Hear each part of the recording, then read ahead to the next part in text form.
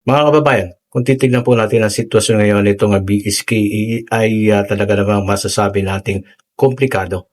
Kahit sa content natin ngayon, pag-uusapan natin, hihimayin natin kung alin nga ba ang talagang matimbang December o November next year. Tumutok, pag-usapan natin ito.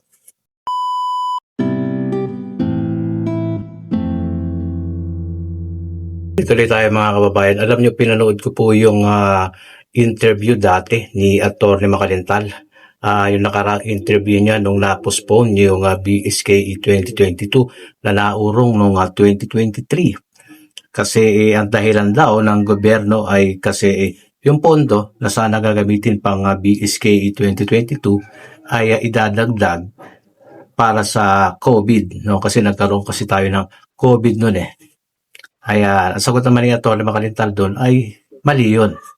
Yan, sabi ni Atty. Macalintal doon sa isang interview ay mali yun kasi ang pondo ng BSKE ay meron pong talagang nakalaan. Kumbaga allocated ang pondo na yon para talagang sa BSKE. Hindi raw yung pwedeng gamitin para sa ibang sangay no, ng gobyerno.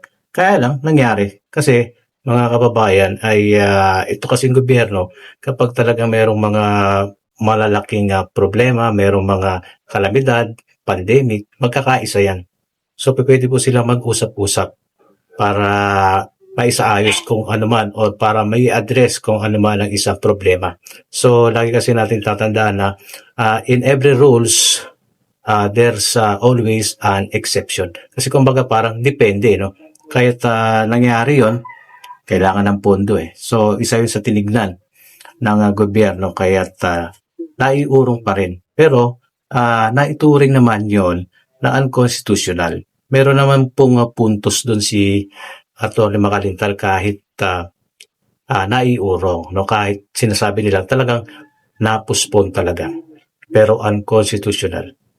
So, panalo doon si Atty. Macalintal. Ayan. Ngayon, pupunta na tayo dito sa itong BSKE na 2026 kasi ito na po yung sinasabi ng batas RA 12232. Sabi ko nga kanina ay komplikado. Totoo po yun, talagang napaka-komplikado na nitong mga sitwasyon natin ngayon. Tingnan natin yung mga nangyayari sa gobyerno ngayon. Diba yung Ghost Project na tinututukan ngayon ng Congress, ng Senate, talagang kasi hinuhukay nila para lumabas kung sino talaga ang ika nga ay mastermind dito sa Ghost Project na ito. Sa DPWH, meron pong mataas dyan. Kaya tayo nang pilit nilang palalabasin. At tiyak, siyempre, malaking tao yan. So nakatuon ang Congress dito at Senate. Lahat tayo, inaabangan natin yan. So ngayon pa man, komplikado nga kasi itong BSK ngayon kasi binanggit din ng presidente na ang COMELEC ay mahihirapan dito sa tinututukang BARM election na gagawin na sa October na to, di ba, yung BARM election na ito. At meron pang nagkakaroon ng mga issues, mga konting problema na ina-address ang COMELEC. So, masasabi natin kung titingnan ito ng Korte Suprema, maaaring i-consider, no? I-consider ng Korte Suprema itong mga nangyayari ngayon. Especially yung binanggit ng presidente na ipapriority natin itong BARM. Na sa ganoon ay ma-focus kasi nga ito nga daw ay hindi lang naman palaging nangyayari itong BARM. No? First time in the history of the Philippines. So, kung iisipin ay isang valid reason yun. Sigurado sasabihin yan kapag sumagot na itong respondents or yung gobyerno, sila po ay pinapa-comment, no? In 10 days. Ayan, yung sinasabing 10 days na yan, di natin alam kung kailan pa sila nakatanggap ng notice galing sa Korte Suprema. Ganon din itong si Atty. Macalintal kung nakatanggap na ba ng notice. Kung kailan, no? Kaya hanggang ngayon, di natin alam kung kailan, kung natapos na ba yung 10 days, naglaps na ba, or hindi pa ba napadala. Pero kung iisipin kasi natin, nakaraan pa sinabi na sabi sa balita ay hinihinga na nga. So pag pumutok yung balita na yun, maaaring nagpadala na. ng notice at maaari nang nag-lapse na ito. Pero ganun pa man, kahit yan po ay nag-lapse, nasa kamay pa rin ng Korte Suprema kung kanila nga bang papaboran itong batas na umiiral ngayon na nagsasabing ang BSKE ay iuurong sa November 2026. Ganun pa man ay kahit meron na pong batas, kahit meron na pong batas. Alam niyo, pag binasa natin yung mga comment dito sa ating mga content, talagang palaging hati May kanya-kanya po talaga tayong mga opinion na ayun naman po ay siyempre atin pong binabasa at nire-respeto po natin. At nagre-reply naman po tayo ng maayos, basta't maayos po yung pag-deliver ng comment no? Basta marespeto ang comment yan, re-replyan natin ng marespeto. Okay, ang sinasabi ng iba ay dapat kasi December nga Dapat kasi December nga. Kasi na po yung itinakda ng Korte Suprema na hindi na po pwedeng mabali. Kasi sabi nga nila ito po ay ruling tinakda ng Korte Suprema. No? Sige, tuloy tayo ng 2023 October BSKE tapos hanggang 2025 lang. Yun yung ruling nila So, naging 2 years lang. Hindi nila po pwedeng, sinunod pa rin, humugot pa rin yung Korte Suprema sa batas na RA 9164 kasi na dapat every 3 years. No? Dapat every 3 years at synchronize. Ayun.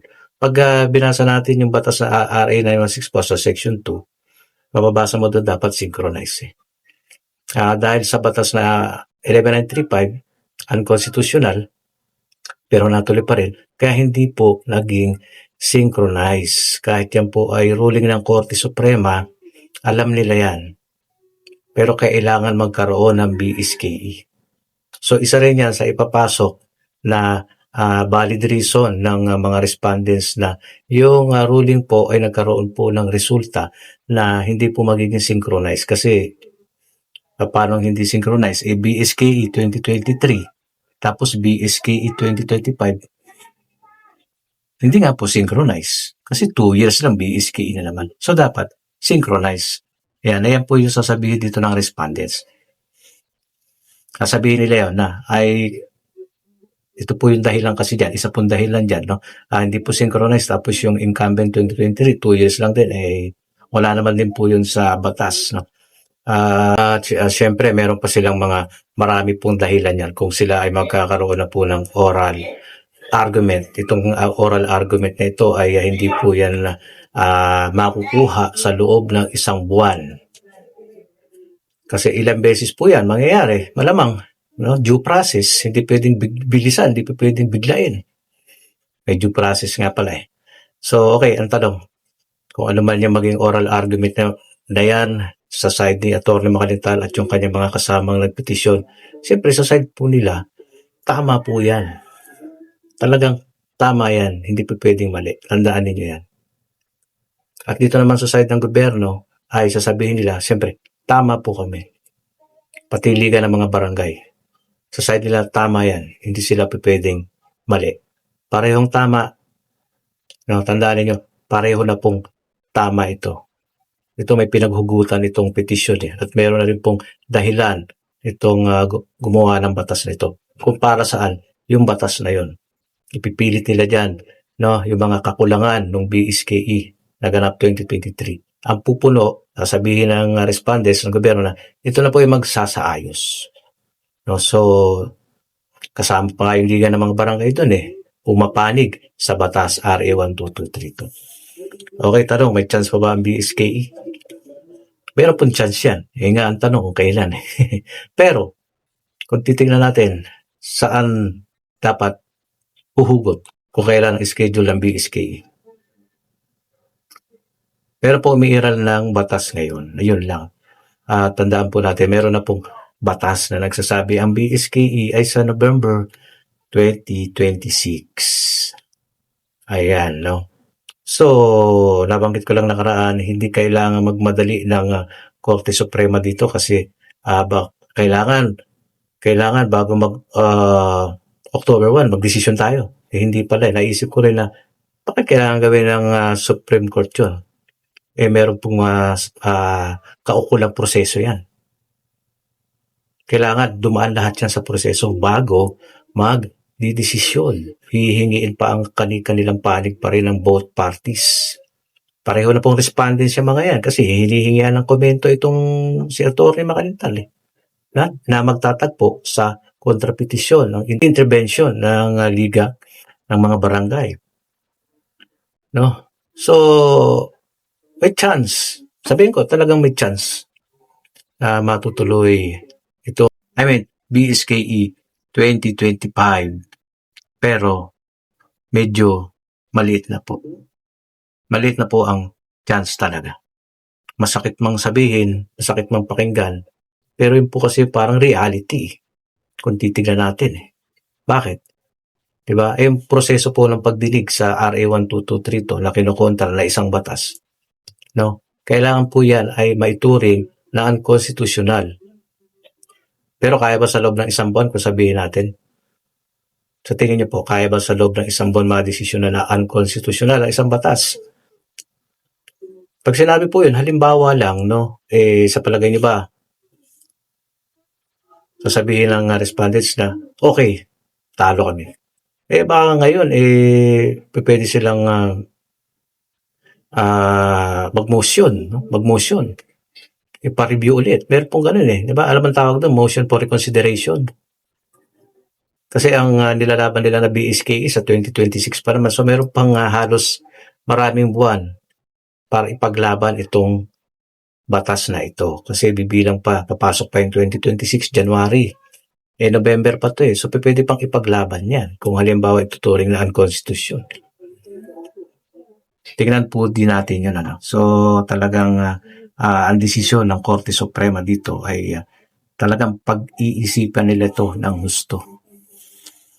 No? Pag-iisipan nila ito ng husto. Kung maituturing na unconstitutional, magiging komplikado. Isang puntos po yan na inyon dapat tandaan. Pag dinesisyon na unconstitutional yan, mas komplikado po. Marami na pong magkakaroon na po ng conflict itong mga batas na ito. Marami pong pwedeng mangyari yan. Isipin po ninyo yun mga kababayan. So, ang sinasabi ko lang dito, no, dapat na tuldukan. Dapat na bang malaig itong term setting bill na ngayon lang naman din natin narinig ito Kung inisip ko din Wala naman ako narinig na bill na nagsaayos or magtatakda sa mga pass. Wala pa ako narinig doon. Ngayon lang ito. Ngayon ko lang din narinig itong term setting bill na ito. At pinalawig pa nga. No? Pinalawig pa ginawang 4 years. 3 terms.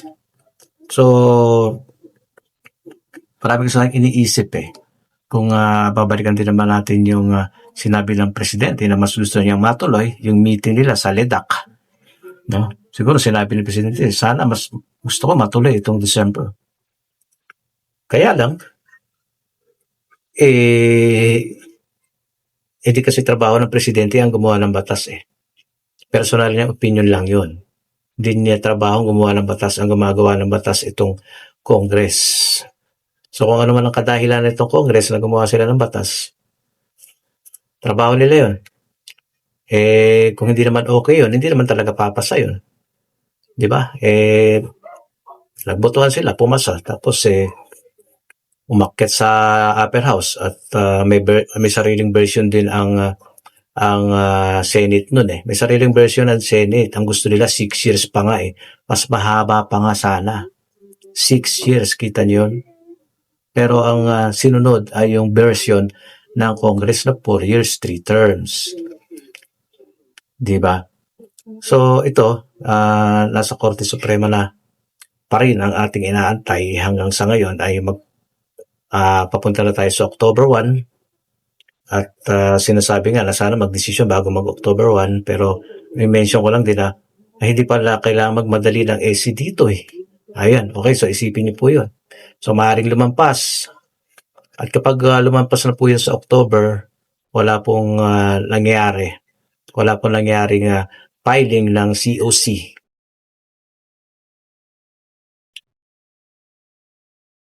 %90 mga ganon na talagang November 2026 na ang BSKE Kung hindi man masunod yung November 2 kasi sabi first Monday, konting hilot lang po yun sa Congress. Kung ayaw nyo ng 2, kasi sabi nyo All Souls Day, i-atras natin sa susunod na linggo, mga ganon, no? Second week. Pwede sabihin second week of November, pwede pong mangyari yun. Hindi ko sinabing yun. Sabi ko lang po, pwede pong mangyari kasi itong ating content ko to, so yung base lang sa aking mga observation at yung mga point of views ko lang naman po. Ayan, tignan ninyo. Kasi alam niyo dito sa ginagawa kong mga point of views ko na ito, pwede po kayo makahugot ng sarili niyong point of views. Kasi ang point of views ko ay pwedeng tama, pwedeng mali. No? Kasi iba-iba tayo ng pag-iisip, iba-iba tayo ng pananaw No? Pwedeng itong point of views ko ay maging salungat sa totoo. Kaya maiisip nyo ay mali yan sa'yo. Pwede nyo sabihin na maayos. Ganun lang naman po. Okay? Ayan. So, kung titignan natin yung termino, ayan, nai-content ko rin ng karaan. Maaring ang 100% na dito yung term. 4 years, sorry. No? 4 years, 3 terms kasi yun yung nakasaad sa batas At kung hindi magkakasundo sa petsa, no, maaring mabago ng konti. Sabi ko rin kanina, may chance pa din may chance pa rin ang December. Meron po, siyempre, meron pa rin yan. Hanggat walang ibinababang desisyon itong Korte Suprema. Pero malakas naman ang loob ko sasabihin, pasensya na, medyo maliit. Pero ang sabi nga sa isang parang sa sugal, no? Baka magkadihaduan. Pero pag sinabi ko sindihado, maliit ang tsansa. Okay? No, so llamado ang batas RA 12232. Mga kababayan. Yan, iwan na ulit kayo ng opinion ninyo. Tapos, sa mga bago sa ating channel, paki-subscribe, no? And iwan ng opinion, yung maayos po ulit. Okay? Hanggang dito na lang. Maraming thank you. God bless.